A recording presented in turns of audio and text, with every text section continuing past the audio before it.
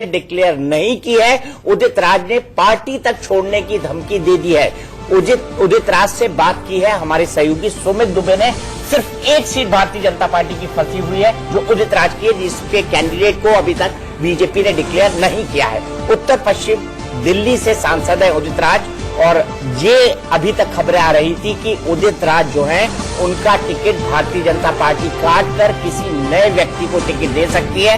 लेकिन जैसा आंचल ने मुझे बताया, चल आपने कहा 5 बजे तक 5-6 बजे तक ही नॉमिनेशन फाइल करने की, क्योंकि आज दिल्ली में नॉमिनेशन फाइल करने का आखिरी दिन है, तो 5-6 बजे तक ही ऑफिशियल आज होते हैं जब तक ये किया जा सकता है।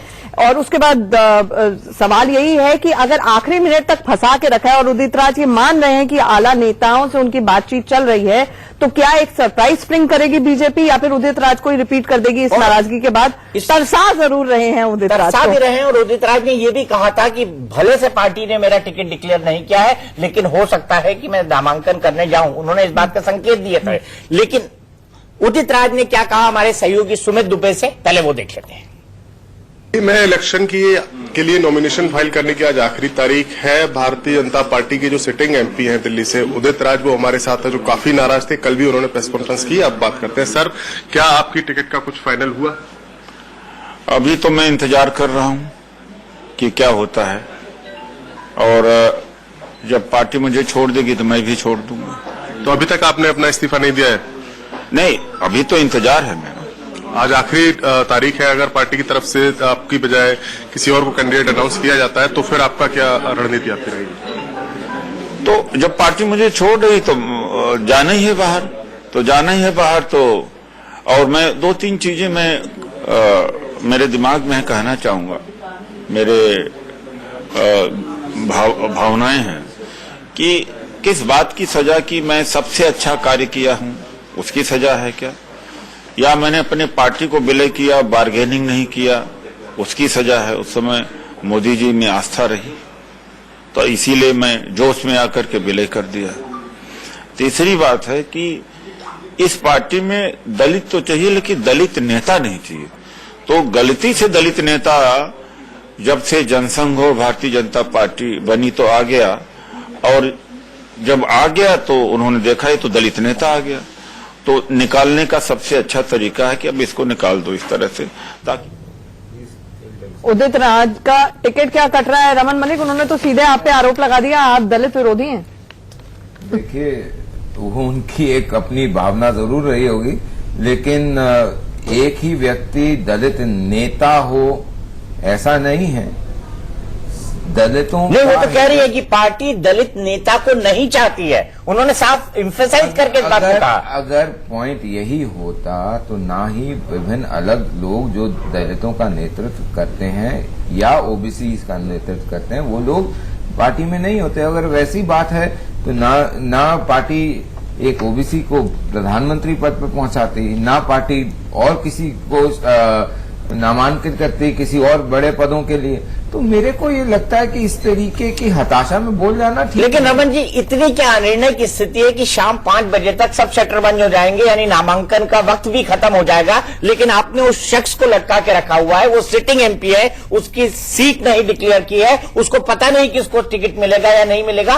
पार्टी में इतनी अनिर्णय की स्थिति दिल्ली को लेकर क्यों? क्योंकि काफी उठापटक चलती रही कल तक।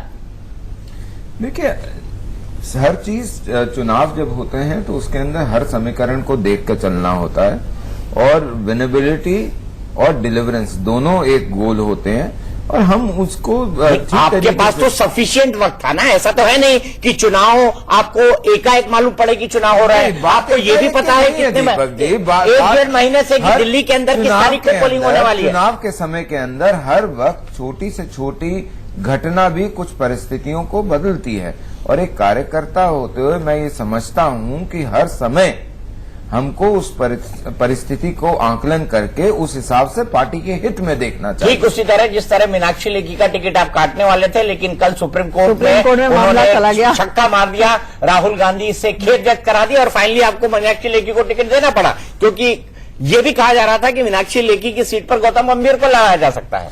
देखिए, मजेदार बात यह होती है कि चुनाव समिति जो हमारी सेंट्रल इलेक्शन कमेटी है, वो क्या निर्णय कर रही है उस बंद कमरे के अंदर, वो सूत्रों के हिसाब से से बार बार एक ही पक्ष के ऊपर 6 विजन आ जाएंगे वर्जन।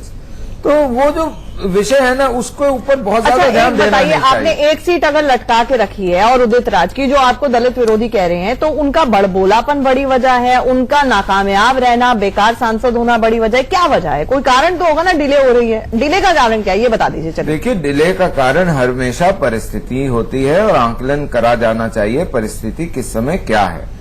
नहीं, हमने तो आकलन कर लिया। आकलन करने के बाद ही आकिल ने उस शब्द का इस्तेमाल किया कि आपने उनको लटका के रखा हुआ है।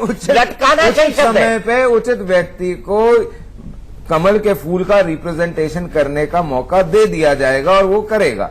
यहाँ पे व्यक्ति विशेष बड़ा नहीं है, ये भूल जाते हैं बहुत सारे लोग कि आप सिर्फ कमल के फूल के प्रतिबिंब मात्र हैं।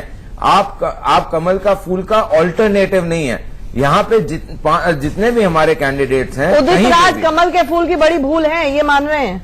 मैंने ऐसा तो कुछ नहीं कहा। मैं तो यही आपको बोल रहा हूँ, कोई पार्टी किसी भी कार्यकर्ता को किसी समय भी कोई भी रिस्पॉन्सिबिलिटी दे सकती है और किसी से कोई भी रिस्पॉन्सिबिलिटी ले सकती है। तो उसके लिए आप ये मोह लगाने की बात नहीं बीच में है। सर, ना रिस्पॉन्सिबिलिटी मोह लगाने की बात नहीं है। काम करने का मन होना चाहिए, मोह लगाने का मन नहीं होना चाहिए। मतलब आपने साबित कर दिया कि उदित राज जी कमाल के फूल हैं। कमल का आपके पास एक कमाल का तो एक ही है दीपक भाई, फूल है कमाल का फूल तो एक ही है। नहीं, फूल है या कांटा?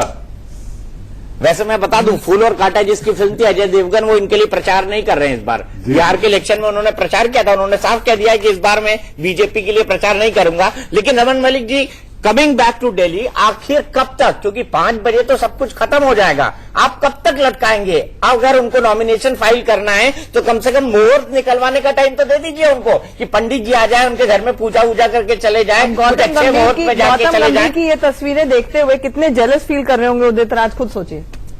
देखिए, पार्टी को डिसाइड करना है और पार्टी की सेंट्रल इलेक्शन कमेटी इस वही तो हम पूछ रहे हैं, कब डिसाइड करेगी? इलेक्शन कमेटी ने आज बैठना नहीं है, कर देगी। अरे समय 5 बजे तक है रमन मलिक जी। क्या हुआ? 5 बजे तक बहुत समय होता है। मुझे कान में कुछ संगीत सुनाई दे रहा है। वो हमें ब्रेक लेने का वक्त बता रहे हैं बार बार। नहीं, ब्रेक लेने का वक्त तो आएगा। लेकिन आंचल, आप क्या कहेंगी, उदित राज के टिकट को रोकने के पीछे क्या फैक्टर्स लगते हैं आपको? बहुत सारा बड़बोलापन है। हाल फिलहाल में कुछ मीडिया के साथ भी उनकी नाराजगी रही और हमेशा लीक से हटके। मुझे याद है कि कुछ रैली भी हुई थी जहां पर खास तौर से बीजेपी का विरोध उदित राज के ही समर्थकों ने बहुत बढ़ चढ़कर किया था और गाहे बगाहे वो पार्टी के खिलाफ बयानबाजी करते आए हैं। और जैसा कि मुझे लगता है पिछले 5 साल में हम मोदी जी को जानते हैं, उनको सबसे ज्यादा ये जो बड़बोले नेता होते हैं, जो शूट ऑफ द कफ कर देते हैं, रिमार्क दे देते हैं, उनसे बहुत ज्यादा मतलब उनको नाराजगी होती है। तो मुझे लगता है हो सकता है इसका खामियाजा उदित राज भुगत रहे हो। हालांकि वो इसको भले ही दलित विरोधी की शक्ल देना चाह रहे हो और ये अल्टीमेटम तो उन्होंने दे दिया है कि अगर पार्टी नहीं भी टिकट देगी तो वो इंडिपेंडेंट के तौर पर फाइल कर देंगे। ये कारण हो सकता है, बट मुझे लगता है कि ये जो बड़बोलापन है उनका हो सकता है बड़ी वजह। यानी आजकल आप जो ये कह रही हैं, मोदी जी की कार्यशैली को समझे तो आप ये कहना चाहती हैं कि शिकार चिंगाड़ के नहीं किए जाते? नहीं, मैं किसी की कार्यशैली पे आज कुछ कमेंट करने के मूड में नहीं हूं। मुझे लगता है कार्यशैलियों पे कमेंट 23 मई को हो जाएगा। ठीक है, कार्यशैलियों पर कमेंट होगा, लेकिन कार्यशैली को ऑब्जर्व करते रहना पड़ेगा। चलिए, हमको करते रहना पड़ेगा, हमको देखना पड़ेगा कौन किस तरह से कब कहां और क्या बात करता है।